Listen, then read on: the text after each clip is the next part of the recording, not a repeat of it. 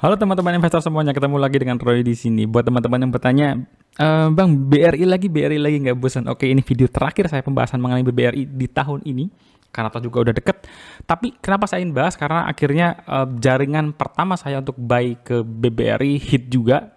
So, saya akan coba share beberapa alasan saya untuk masuk di BBRI, ekspektasi dan risikonya. Disclaimer on dulu teman-teman, sama sekali bukan ajakan jual beli, apalagi berharap nyangkut bersama. No way, tidaklah sebuah rekomendasi, dan konten ini sifatnya investment research dan sharing buat teman-teman semuanya.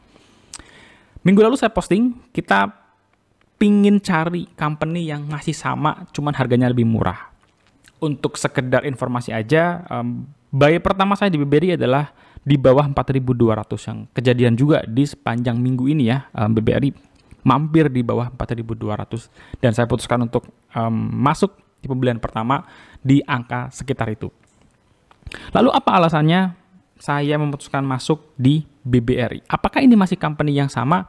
Maka saya start dari kinerjanya dulu, bisnisnya dulu. Apakah ini masih BBRI yang kita kenal sebelumnya, yang kinerjanya bertumbuh? Kalau teman-teman lihat bottom line-nya langsung, kita bisa lihat bahwa dari sisi net profit, BBRI masih bisa meningkatkan kinerjanya 5,3%. Not bad gitu ya, dari tahun yang dari awal sudah mulai banyak goncangan, banyak terpaan, ada sentimen negatif, ada NPL yang kenceng-kencengnya di pertengahan tahun, BBRI masih bisa meningkatkan laba bersihnya. Meskipun kalau kita lihat lagi, ada dua fundamental yang penting untuk kita ketahui sebelum ambil keputusan in or enggak gitu ya untuk masuk dalam BBRI. Pertama, kalau kita bicara laba bersih BBRI yang 5,3% ini kenaikannya, mungkin teman-teman berkata kecil ya, kenaikannya hanya 5,3%. Kenapa? Karena kalau kita lihat profitability-nya BBRI jauh dari target manajemen. Manajemen punya target 7,6-8% untuk net interest margin-nya, sementara BBRI per 10 bulan hanya bisa mendapatkan 6,3%. Apakah bisa mencapai 7,6%? Saya rasa enggak. Yang kedua, di saat BBRI ini laba bersihnya, net interest margin-nya gitu ya, bunga bersihnya menurun, sebenarnya BBRI bisa melakukan langkah taktis lainnya, yaitu apa? Menekan efisiensi. Sayangnya BBRI gagal melakukan itu. Kenapa? Karena di saat mereka tidak bisa menjaga net interest income, mereka justru gagal lagi untuk menjaga credit cost. Artinya apa? Biaya untuk keperluan credit cost-nya meningkat dari maksimal 3% menjadi 3,2%. Dari hal tadi, kita bisa melihat bahwa secara penyaluran kredit masih tumbuh, masih oke, still same company. Hanya saja net interest margin-nya belum konsisten dan bulan Oktober kemarin turun lagi, menekan net profit. Tetapi salah satu catatan saya adalah bagaimana cara BRI untuk bisa mengimbangi cost of credit dan bunga simpanan.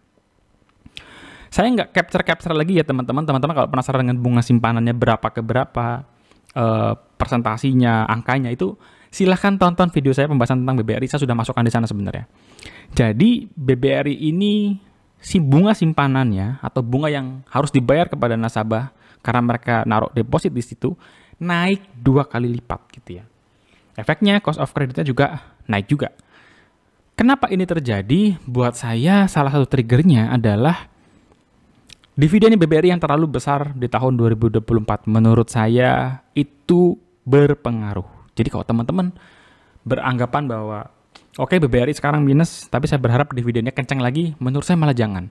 Saya berharap manajemen BBRI lebih ngelihat lagi sebenarnya kekuatan modal untuk melakukan pinjaman ya, itu kuatin dulu deh. Saya sih sebenarnya berpikir bahwa BBRI sudah sangat kuat gitu ya dari sisi modal. Ternyata BBRI masih banyak memberikan deposit yang mungkin time deposit bunganya cukup menarik bagi para nasabah. Sehingga ya mereka otomatis kelimpungan gitu ya untuk bisa memberikan bunga yang menarik. Karena bunga menarik itu diperlukan kalau apa? Kalau bank merasa dananya mulai mepet nih untuk bisa menyalurkan kredit gitu ya. Kalau dananya full, kantongnya tebel ya, bisa aja manajemen BBRI hanya ngasih deposito 2%, 2,5% bisa saja kan. Tapi karena mereka melihat bahwa dananya butuh gede nih, impact kepada ya dividennya dikasih, bukan dividen, bunga depositonya dikasih lebih besar. Jadi sih saya berharap 2025 nanti kebijakan dividennya coba dievaluasi, pastiin dulu modal untuk bisa menyalurkan pinjamannya sudah tercukupi dan coverage-nya lebih tinggi lagi dari sekarang. Meskipun modalnya BBRI juga sudah gede banget sebenarnya. Nah, apa yang dilakukan oleh BBRI untuk mengatasi ini gitu ya, kebetulan saya adalah nasabahnya juga. Bunga KPR BBRI naik gitu ya, naik. Kalau saya case-nya karena memang perpindahan dari fix ke floating rate. Berapa bunganya sekarang ini? BBRI bunganya di 13 sampai 13,4%. Yang artinya dengan kenaikan ini harapannya net interest marginnya bisa meningkat. Sementara itu dengan adanya penurunan suku bunga dari Bank Indonesia, harapannya juga time deposit interestnya itu menurun dari BBRI. Kalau dua skenario ini terjadi, harapannya kuartal 1 2025 net interest marginnya naik, cost of creditnya turun. Oke? Itu pertimbangan dari performa bisnis. Pertimbangan kedua, pertimbangan sentimen. Sentimen yang paling dekat dengan BBRI sekarang ini adalah pinjol judol di segmen mikro yang mengkhawatirkan karena bisa diproyeksi membuat kelonjakan NPL lagi di segmen ini. Oke, tapi kalau kita ngomong-ngomong NPL teman-teman, dari 5, 2 diantaranya memang masih naik ya. Tapi sektor consumer, sektor small, dan corporate itu menurun dari si NPL. Kalaupun kita tidak bisa bilang bahwa NPL-nya sudah selesai, kita mungkin bisa mengatakan melandai kali ya. Karena kalau kita lihat yang mikro, menurut saya kenaikannya sudah nggak tajam lagi. Nggak seperti dari sini kan, ke sini gitu kan tajam nih. Dari yang ungu muda ke biru. Atau ketika yang medium gitu, itu sempat juga tinggi nih ketika dari ungu ke biru. Tapi sekarang menurut saya kenaikannya sudah melandai dan 3 segmen lainnya juga sudah turun gitu ya. Masih di pertimbangan sentimen, saya melihat ada satu kebijakan yang menarik mengenai Danantara. Danantara itu cita-citanya adalah super holding, tapi buat saya ini bukan cuma super holding, supernya super ini. Karena ada Telkom, BRI, Mandiri, semua BUMN yang asetnya gede mau dikonsolidasi dalam satu super holding. Biasanya istilah super holding itu akan meng-unlock opportunity baru. Mudah-mudahan ada ide yang menarik dari para advisor canggih, para expert yang bisa meng-unlock opportunity baru gitu ya buat BBRI dan para BUMN dengan aset jumbo ini. Lalu masih seputaran sentimen, saya ngelihat sesuatu yang unik juga gitu ya. Mungkin teman-teman akan bilang, Bang, penurunan BRI ini karena foreign outflow ya. Betul gitu ya, betul. Tapi yang menarik, ya ini menurut saya menarik juga sih. Kalau teman-teman baca JP Morgan report antara UK dengan Europe, ini ada aksi yang berbeda.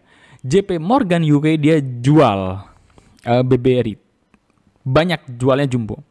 Di sisi yang lain JP Morgan Europe dia buy gitu ya. Jadi even di sisi kacamatanya big money itu aja ada perbedaan action gitu. Ini actionnya kuartal 3 2024 gitu. Jadi mungkin ada perubahan di akhir tahun, saya nggak tahu, belum lihat lagi reportnya. Tapi dari report ini menurut saya di level big money pun ada perbedaan view action mengenai saham yang satu ini gitu. So di pertimbangan sentimen saya lihat mix gitu ya, tapi memang foreign outflow bukan sesuatu yang mudah untuk stop, apalagi kalau mereka masih ingin melepas saham yang satu ini. Di sisi pertimbangan valuasi, bisa saya katakan apa yang membuat saya entry di BBRI adalah valuasinya gitu ya.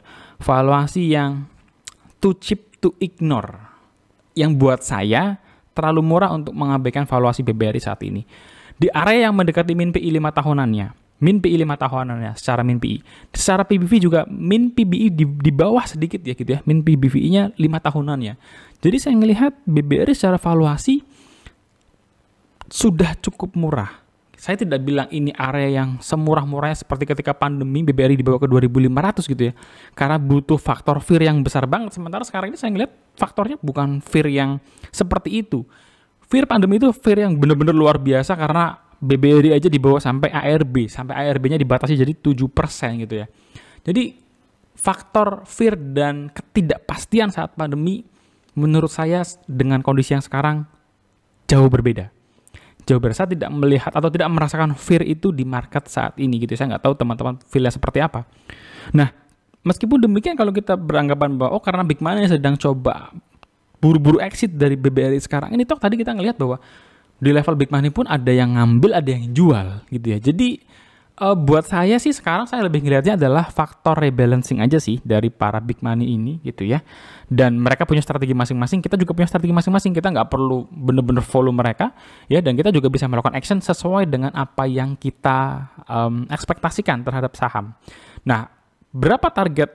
Kalau kita nggak evaluasi saat ini, saya melihatnya sebagai cukup fair, maka saya menarikkan BBRI di harga 5.500. Menurut saya masih masuk akal dengan kinerja BBRI di 2024 ini.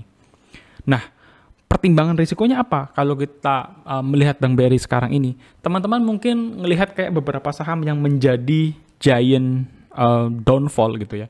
Unilever, HMSP, ada yang bertanya apakah Telkom akan menjadi the next Unilever misalnya ya, tertekan terus gitu ya. Pertanyaan pertama saya adalah apakah ada sesuatu yang bisa mendisrupt hal tersebut?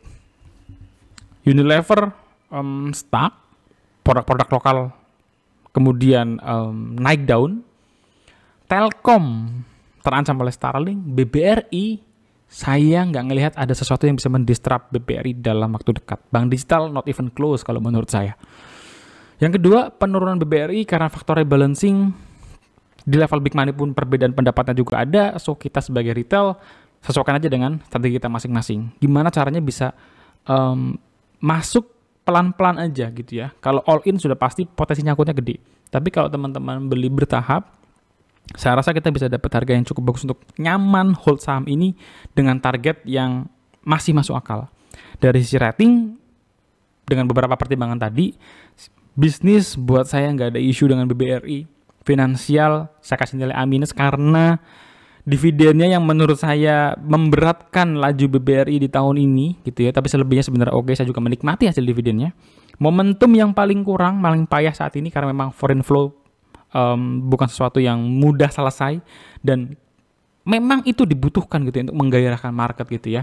Kalau tidak ada foreign flow, inflow masuk dari investor big money, menurut saya IHSG akan di sini-sini aja gitu. Potensi sideways-nya akan gede banget, dan kalau masih seperti ini teman-teman, potensi IHSG untuk sideways di sini-sini aja ya besar kemungkinan seperti itu. Kenapa? Karena marketnya tidak bergairah, tidak ada inflow yang masuk gitu ya.